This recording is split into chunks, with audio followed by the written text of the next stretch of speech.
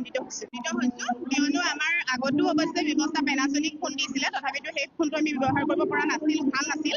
কিন্তু এতিয়া আমাক লাভা ফোন দিছে আৰু এই ফোনটো আমি ব্যৱহাৰৰ পিছত জানিম কিমান উপযোগী হয়।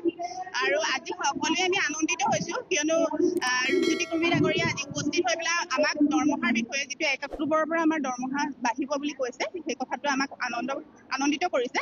কিন্তু আমাৰ যিটো কামৰ বোজাৰ অনুপাতে যিটো আমি প্ৰাপ্য আমি আশা কৰিছো, সেইটো পালে আমি আনন্দিত হ'ম। আৰু আজি ফোনৰ কাৰণেতো সকলোৱে আমি আনন্দিত হৈছো, কিয়নো আমাৰ আগতো অৱশ্যে ব্যৱস্থা পেনাছনিক ফোন দিছিলে, তথাপিতো সেই ফোনটো আমি ব্যৱহাৰ কৰিব পৰা নাছিল, ভাল নাছিল। কিন্তু এতিয়া আমাক লাভা ফোন দিছে আৰু এই ফোনটো আমি ব্যৱহাৰৰ পিছত জানিম কিমান উপযোগী হয়। আৰু আজি সকলোৱে আমি আনন্দিত হৈছো, কিয়নো ৰূপজ্যোতি কুৰ্মী ডাঙৰীয়া আজি উপস্থিত হৈ পেলাই আমাক দৰমহাৰ বিষয়ে, যিটো 1 অক্টোবৰৰ পৰা আমাৰ দৰমহা বাঢ়িব বুলি কৈছে, সেই কথাটো আমাক আনন্দিত কৰিছে। কিন্তু আমাৰ যিটো কামৰ বোজাৰ অনুপাতে যিটো আমি প্ৰাপ্য আমি আশা কৰিছো, সেইটো পালে আমি আনন্দিত হ'ম। আৰু আজি ফোনৰ কাৰণেতো সকলোৱে আমি আনন্দিত হৈছো। হয় বাইদেউসকল, শেহতীয়াকৈ অসম চৰকাৰে প্ৰতিশ্ৰুতি অনুযায়ী ৰাজ্যৰ আশা কৰ্মী আৰু মধ্যাহ্ন ভোজনৰ ৰন্ধনকৰ্মী সহায়িকাসকলৰ দৰমহা অৰ্থাৎ মাননি কিমান বৃদ্ধি পাব, এই সন্দৰ্ভত কেবিনেটত সিদ্ধান্ত গ্ৰহণ কৰিছে আৰু ঘোষণা কৰিছে। কিন্তু এতিয়ালৈকে ৰাজ্যৰ অংগনবাড়ী কৰ্মী আৰু সহায়িকাসকলৰ দৰমহা কিমান বৃদ্ধি পাব, এই সন্দৰ্ভত অসম চৰকাৰে সিদ্ধান্ত লোৱা নাই। সেয়েহে অংগনবাড়ী কৰ্মী আৰু সহায়িকাসকল চিন্তিত হৈ আছে যে অসম চৰকাৰে কেতিয়া অংগনবাড়ী কৰ্মী আৰু সহায়িকাসকলৰ দৰমহা বৃদ্ধি কৰাৰ কথা ঘোষণা কৰিব।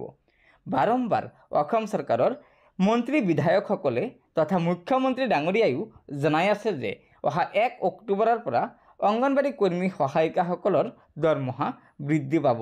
সেয়েহে আগন্তুক কেবিনেট বৈঠকত ৰাজ্যৰ অংগনবাড়ী কৰ্মী আৰু সহায়িকাসকলৰ দৰমহা কিমান বৃদ্ধি পাব, এই সন্দৰ্ভত অসম চৰকাৰে সিদ্ধান্ত গ্ৰহণ কৰিব। আনহাতে যোৱা কেবিনেট বৈঠকত ৰাজ্যৰ অংগনবাড়ী কৰ্মী আৰু সহায়িকাসকলৰ এটা দীৰ্ঘদিনীয়া দাবী অসম চৰকাৰে পূৰণ কৰিলে।